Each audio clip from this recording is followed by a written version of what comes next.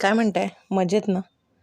आज होतं ग्रहण, पण सण तर आहे. मग सणाला काय तिखट सण झालाच पाहिजे. पण आज होता मंगळवार, म्हणून नॉनव्हेज नाही तर व्हेजचा बेत होता.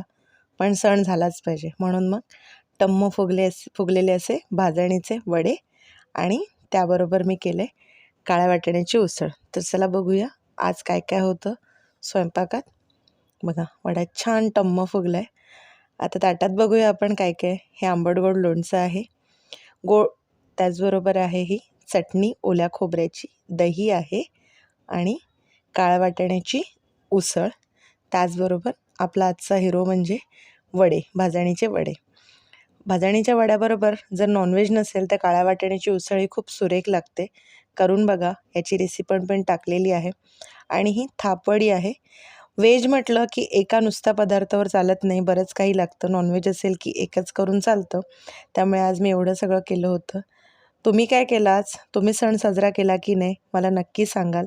आणि आज तुमच्या जेवणामध्ये काय होतं हे देखील मला कळवाल. थँक्यू.